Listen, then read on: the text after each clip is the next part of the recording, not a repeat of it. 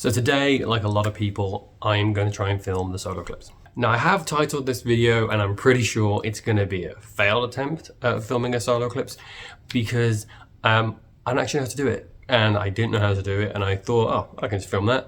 And then Gina rightly pointed out to me that you can't just film the solar eclipse, you need equipment and you need to prepare for things, and that was Friday and the eclipse is today, Monday.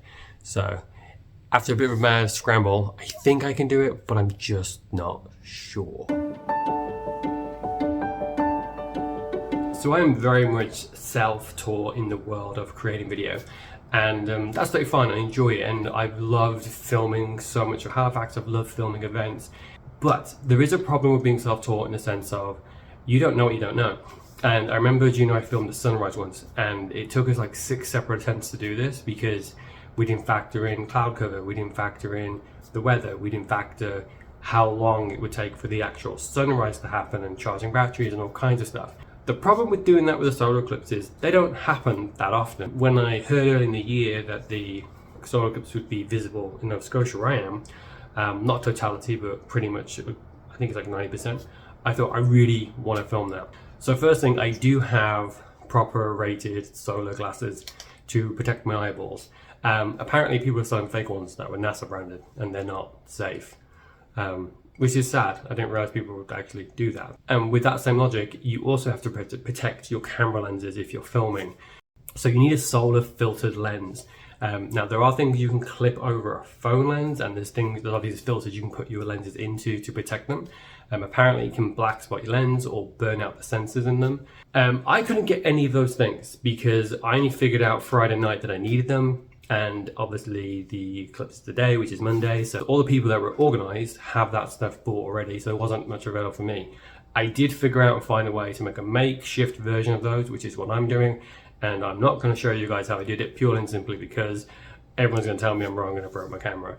I'm confident that that's probably happening, but ignorance is bliss. I gotta say, I'm actually having a lot of fun leaning into making a video knowing I'm going to fail. And fail for me is, in my head, I have this glorious, crisp shot of the eclipse happening and it's undisputed what that footage is.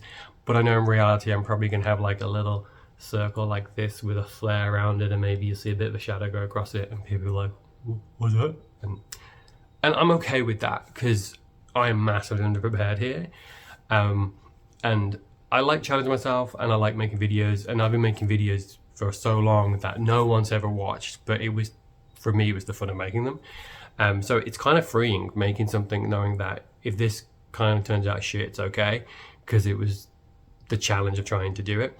But there was one thing that I was worried was going to kind of just pump the brakes on the whole thing, which was the weather. The weather in Halifax has a tendency to be a constant changing thing that you can never time right, and as we get up right now, it is clear skies everywhere, so we should actually have a really clear view, which is good because even if this video turns out crap, which I'm pretty sure it will, I still want to enjoy it with my eyes. I still want to be able to see it because it is the closest thing that I will have seen to like a total eclipse, which is still pretty cool.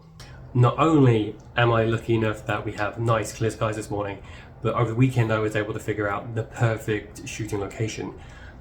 So I use an app called Star Walker 2, and it usually shows you constellations and things in the sky using AR technology. This is not a sponsored post by the way, but it also has a sun tracker, and I've always used it when I've been filming, especially listings and things, just so that I can kind of make sure I'm not backlit and I kind of know what I can plan for while I'm doing outside photography.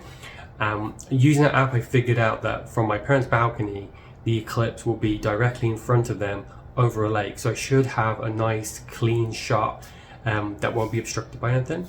And that's the one thing that I kind of learned when I was doing the sunrise video is when you're filming outside, you have zero control of the environment. So whether it's, rain, clouds, people walking through your shop, someone knocking over your camera, there's lots that can go wrong. So I am kind of fortunate that despite not having the gear to kind of make sure my camera's in a good enough position or set up in the right way that I can film it without having to jimmy rig something, I should at least have potentially a decent shot to film. So currently I'm getting ready, we're about to get first contact. I have my protective glasses on, which means I can't actually see what I'm filming because they're pitch black unless you look at the sun, then you can get a clearish outline of the sun. So yeah, let's see how this goes.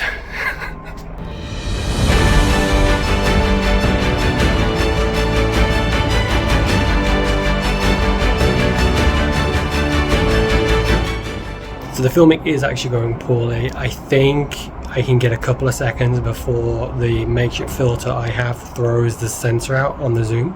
I've tried putting it in manual, but then I struggle to get the focus. So you might get a few clips of it being in focus and looking okay. But this is definitely going down the side of fail. But I gotta say, watching this happen is kind of cool. So I'm glad I'm doing this. I'm glad I'm filming me fail.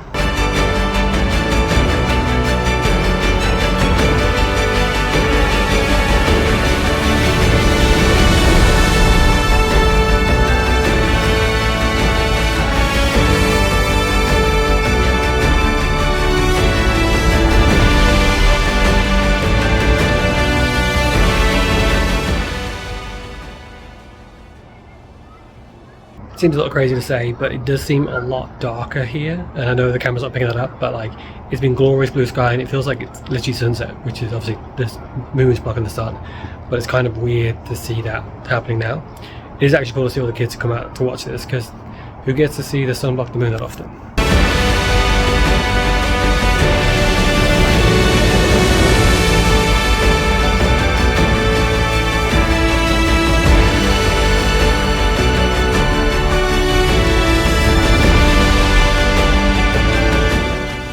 So now that I'm actually editing the footage, I'm going to call it a fail, but I'm going to call it a successful fail, which is a little bit just to protect my ego.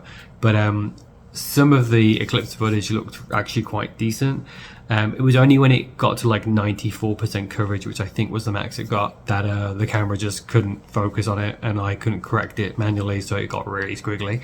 But I think next time I'll try and be more prepared, and I think I would definitely need a lens that's different from the lenses that I use that have probably more magnification.